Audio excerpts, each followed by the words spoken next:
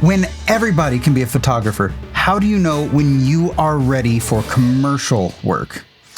It's a big question if you want to make money off of your photography. So, hi, I'm Steven. I've lit and shot hundreds of commercials, thousands of setups, and I break down lighting and photography and video so you don't have to. Have you ever wondered what to do to make money off of your photos?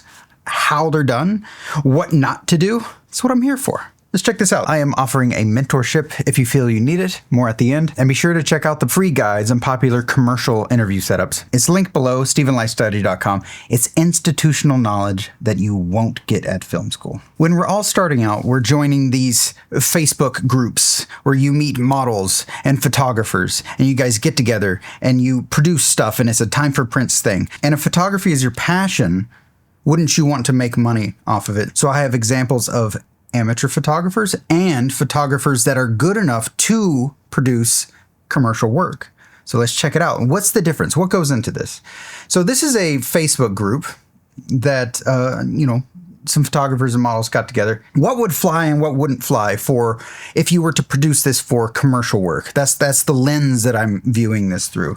So this is a full body shot.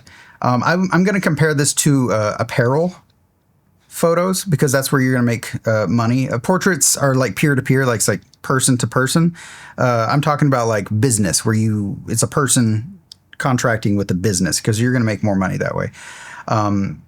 So this right here, head to toe, perfect, fantastic. This is what a company would want to see. And if it's apparel, they're going to be selling clothes are very common, right? And so you want to show off the dress. In this case, the dress is not shown off because the arm is covering it up. The other arm is fine, although this is more of a portrait-like pose. We're not here capturing portraits. We're here trying to sell a dress. And so the model is usually going to know like how to show off their body, how to present their body to show off the product. And so you don't want to block the product. So that's rule number one of many is don't do this. Don't block the product. Two, those eyes, have them locked onto the lens. And it'll make your life so much easier. You don't want like them looking up here. And so it might be a great shot of the product. Everything might be perfect, but if the client doesn't like it, then it's unusable. What are you going to do? Paint out the eye? So have them looking at the camera, right? So there's that, there's the arm, and then the dress. Okay, so if this is down way and then this is 90 degrees, right? And then she's facing almost 90 degrees. She's facing away from the camera. So it's not showing off the dress. It's showing off the side of the dress. That's not what you want. You want to show off the front of the dress and the drapery. So in this case, the drapery is working out great. It's doing this beautiful whoosh, which is awesome.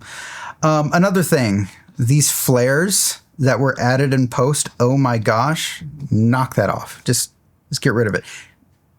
Companies don't care about that. It might be okay for portraits, whatever. Another thing, get rid of your little stamp, your signature stamp. It is totally unnecessary. Kind of in any photography, it is unnecessary and it's easy to remove. Actually, you know what? I'm going to show you. All right, so watch how easy this is. Boom. Oh, it's gone. It's easy to remove. There's no reason to put it in there. If somebody's going to steal your photo, they're going to steal your photo and they're going to wipe out your signature. Stop doing that. It's tacky. It really is tacky. Just get out of the habit of doing it altogether. If you need to mark it, use a watermark, and watermarks should only be used, and this is really for peer-to-peer, like from person to person, not for commercial businesses. I can see watermarks being useful for like portraits when the client hasn't paid yet. So you can still mark it as this is your territory until they pay. Let's move on. Let's see what else we got here. So, wow, an exact opposite of, it's the same photographer, isn't it? That's so weird. Either he's got a flare on the lens. I'm not, I think that he's, all right, so what I'm looking at is, see how dark these shadows are? Not very dark. And then it gets actually dark down here where the foot is. Look for holes. Holes are going to show you 100% black as the camera and the image will allow. And so you can see the difference in level here versus like right here at the foot. And so I want to say that whatever it is, whether it's the sun veiling the entire lens, or he's lifted the mid-tone, or maybe he's masked this top area for whatever reason, it's the darks are lifted way too high, and that's not good. You can see the difference in contrast between this, which is gorgeous, and then this. It's like flat. Never mind the lighting. So the lighting is just some type of softbox over here, and it's just going straight to the face, which is not great for like artsy photos, but because it's flat. But for apparel, that's what you want. You want that because look, the entirety of the clothes are lit up. You see everything, and that's what you want with apparel, commercial work. The models. Again, she's facing off to the side, so you're not showing off the product. Like all of this is hidden. You are seeing the side. Not great. The model's face is okay. I'm talking about her expression. This elbow thing, that's lame and cheesy. You don't want to do that. Next, okay, so this shot right here, and again, we're comparing what the amateurs do versus what the professionals do. So in this case, while foreground elements are cool, especially in cinematography and maybe some artsy photography, if you're going to show off the product, you don't want to do that. Otherwise, the product itself, again, it's front lit. And in this case, she's facing the camera enough that you're seeing the front of the product. And so it's well lit. You're seeing the actual dress and the shape of the dress. That's fantastic. And it's head to toe. Perfect. Oh, and it's sharp and contrasty. So what wouldn't fly is, you see how lifted this is? And this is also lifted off of her body. Oh, you can see it right there. Ooh, that is ugly. This typically wouldn't happen with commercial products, but it can. Really, what's happening is, I think she's like an extra small. What kind of arrow is that? And then the dress is like a small, and so you get all that bunching up. And so what you can do, if you are in a position like this, because what's happening is it's bunching up right here, and then it's bunching up right there, and then it's bunching up back here. So here, this is her leg, this is her body, and then this is how far the dress is lifted off of her. It's fine if it's down below, below the knees, or just in hanging territory, in drapery territory. But it's not okay if it's at the hip. It doesn't show off the model. She's just it's a bag over a person. And so a way to get around that, if you have an undersized, apparel, is I would put a spring clamp right here in the back, another spring clamp right here at the waist to get rid of that. This one up here will get rid of this. And then another spring clamp back here to get rid of that, to tighten that up. So you tighten these three areas, and that'll cinch it to the body. And then you can see what the dress does to on a person that it fits. So there's a few things here. First off, let's talk about the contrast or lack of. So what's going on? It looks to be that the entire thing is hazy. And you know what that would do? You know what would do that? Because look at the contrast of this shot and then this shot. Do you see the difference? I know what it is. Here, I'll show you. That would be the clarity. So here's my clarity, And if you just drag it all the way down, yep, you get the same effect. You're throwing the clarity all the way down. Same effect. So here's before, after, before, after. Same effect. All right. I've actually seen a commercial photographer do this, and it boggles my mind because clarity is one of those three contrast effects that we all use to make our photos look awesome. The first one is sharpening, which is pixel to pixel, so if you have a bright pixel and a dark pixel, the sharpening makes the brighter one brighter and the darker one darker. The second one is contrast, which is the entire image. That's the contrast slider. The third one is, well, technically there's a fourth, which is there's clarity and structure.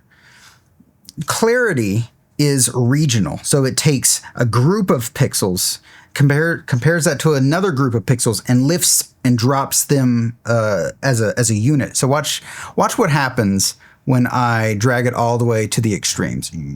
If you have a shot of like a person against like a neutral, a completely blank wall, like a seamless, and you throw your clarity up, it'll look like they have an outline around them, this feathery outline. So anyway, that's what that does. I keep my clarity generally, I kind of crank it up. I go to like 20, sometimes 30. It depends. It tends to like really make the skin look horrible when you go any higher.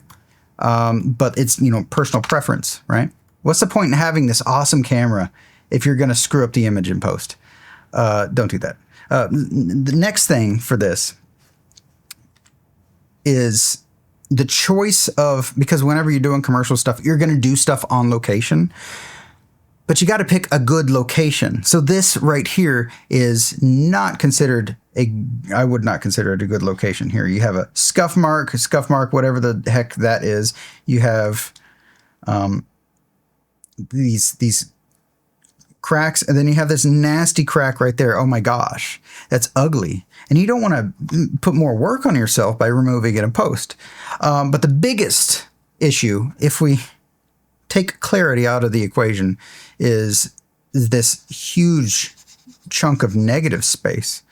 Negative space can be great, but if you're going to do that, make it the entire image, which would then be like a seamless or some type of blank background. In this case, they have this beautiful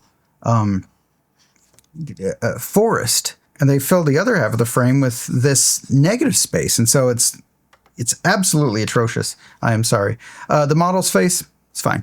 Another thing you don't want to do in commercial photography is, because if this is the product, then what are you not showing off?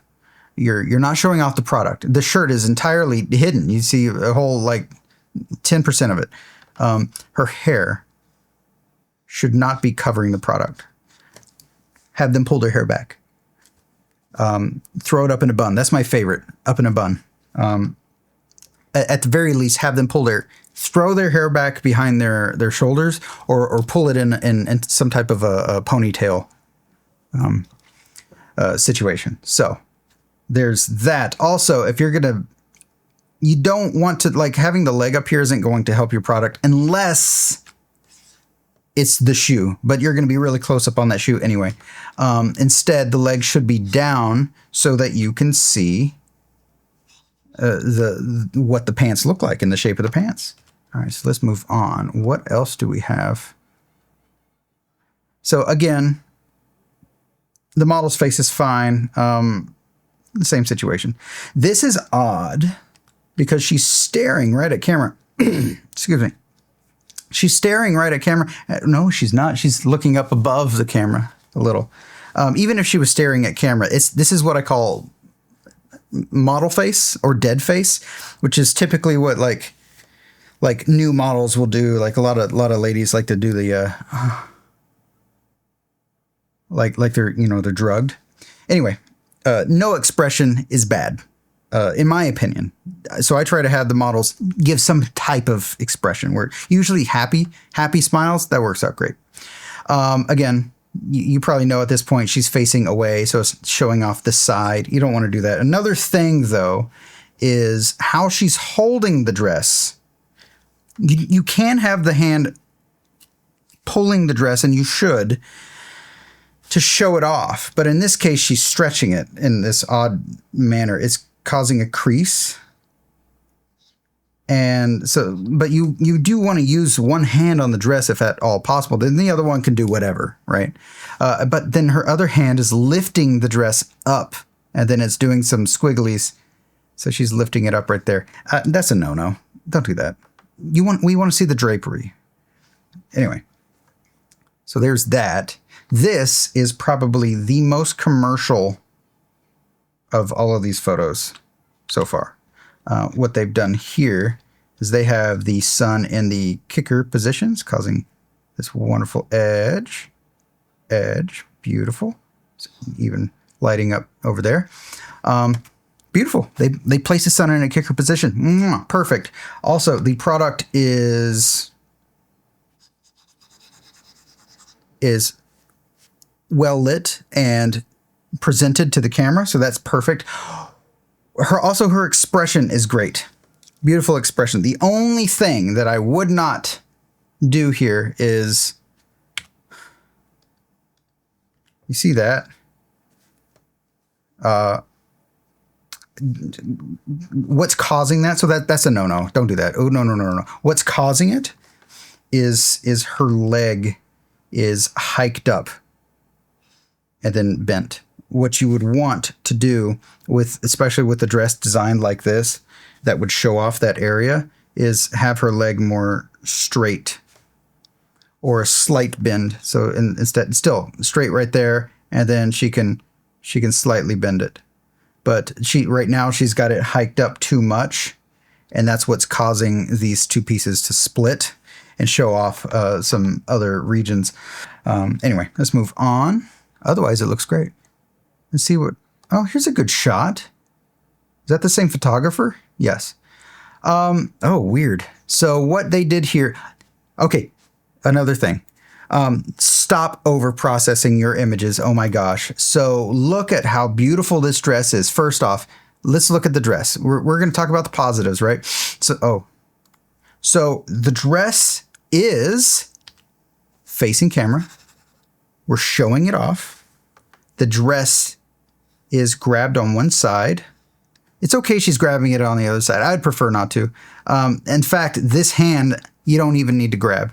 This hand, it's good because she's lifting it up. And what's that doing? It's showing the drapery of the material and how beautiful that dress is. Really, and it's showing off this front part and all that stuff. Great. Beautiful. It's perfect. She's smiling at camera. She's looking at camera. Again, commercially perfect. Also, the background here is even in that you have two things that have texture to them. And then in the middle, you have what would normally be negative space. Instead is broken up by dapples. I'm sure that was an accident, but it turned out beautiful. What I don't like and what I would never do, and I would encourage you to stop doing, because A, it's a time waster, and B, it's unrealistic, which is the over-processing of the image. By that, I mean, okay, so you can see how beautifully detailed the dress is, right? And then look at her arm. What's the difference between these flowers and this arm? These flowers are sharp. This arm is fuzzy. I think what happened is they masked out like all of her body and then like brought the clarity slider down, which would blur it slightly. And then you add sharpness to everything else. And so that makes the dress pop. For some reason, I don't know. This is what I'm talking about. Stop over-processing your images. It's unnecessary. Just make things look the way it really does, and it's going to look great. Oh, look, you can really tell right here on the face. Her eyes are like ultra sharp, and then from her hair down to her arms and shoulder, you see how blurry it is, right? Stop doing that. Just stop. Like, you have these tools that are there to help you if you need it. They should not be your go-to every time. That's not the way these tools are supposed to work. Here's another shot that is, I would say, commercially perfect. Minus, there's a couple things. So obviously it's bunchy. We've already addressed that. But other than that, I would probably, so the only thing that I would say that this needs is center her up. That's it. Center her up and probably lift it, lift it up by like a half a stop of exposure, maybe even a full stop. You want that, you really want to show off the product. But other than that, this is a very good photo. So I'm hoping you see a trend here. Like shots like this are totally not useful at all for commercial photography because you're not showing off anything. What are we seeing? What's the real estate that we're seeing here? It's arms, face, legs. 10% is the clothes. And so, the whole point of doing these photo meetups is to gain skill in any category as a photographer. Oh, well, okay. So her face, she's looking off. I hope you're starting to catch on now. Looking off, it doesn't connect with the camera, right? It doesn't connect with the audience. The facial expression is okay otherwise. I would prefer a smile. It's okay otherwise. What's happening here? What else is wrong? The hair blocking the product. Yep, that right there. Oh, wow. Even it's stringy. So another great reason to throw it behind them or throw it up in a bun. And the only other thing that I can see here is, okay, so she's wearing this dress, but she's not wanting to sit down. She's at this seat, but she's not seated. If you're at the point where it's that uncomfortable or impractical to sit down and show off the product, then you shouldn't be doing it. Just stand up and go do something else, especially with a dress like that. That's a standing dress. You want to photograph that standing, again, so that people can see it, but also so you're not hiding it or bunching it up. So anyway, I hope that helps you understand what not to do and what doesn't fly, right? So let's look at two other, I think that they're amateur photographers that do it really well, and they can even tackle commercial photography at this point in their hobby or career. So this guy right here, let's look at, okay, so this one, this is nice. So beautiful. He even shows you the behind the scenes, right? So this shot, what does this sell? Doesn't sell the dress. Let's move on. This is not good. This shot sells the dress. This is perfect. Almost perfect. So let's talk about the good stuff. Head to toe. She's sharp. She's got a pleasant expression, right? And this is my favorite part. The arms, one is down, the other one is holding the dress. That's what I was talking about. And see what it does. It shows off the shape of the dress. What's happening is, because her body is right here, it's going to hug on one side, and then you show off the material on the other side. And this dress is fantastic because you can even see behind it. That's really cool. It's got that cut. Her legs are she's got weight on one leg, and then the other leg is bent slightly, like what I was talking about with the lady in the yellow dress. Then it comes down. Perfect. The only thing that I would do differently with this shot, if you were to throw her hair behind her, then you would be able to see the top of the dress. Notice also that it is contrasty. So here's something let's compare. So let's look at this shot and compare it to this shot. Or let's look at one of the worst ones, this one right here. So this shot compared to this shot, do you see a difference? the contrast. He cranked the contrast on the white dress lady. This one, a lot more flat. Throwing the clarity slider down doesn't help. That produces these results. Bringing your clarity up, pulling your contrast up produces this. And contrast is everything. That's what makes the image pop. Beautiful work. So here's another one that's very successful in what he does. He even shows you the behind the scenes. Again, this is great. So you have a kicker light. This is strip box. It looks to be a 6-footer. Yeah, it's probably a 6-footer. And then they have a softbox.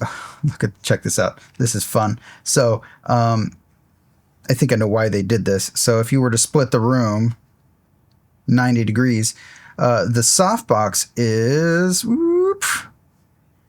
right there. You know, that's where it is. And this is unusually very far forward and not pointed at the model's face. Now, I think I know why they did it. Because that light is going to bounce here. It's going to hit all of this stuff. It's going to hit all of this stuff. And then that's going to return onto the lady. So it's going to provide some a fill, just room fill is what it is. That's exactly what it is.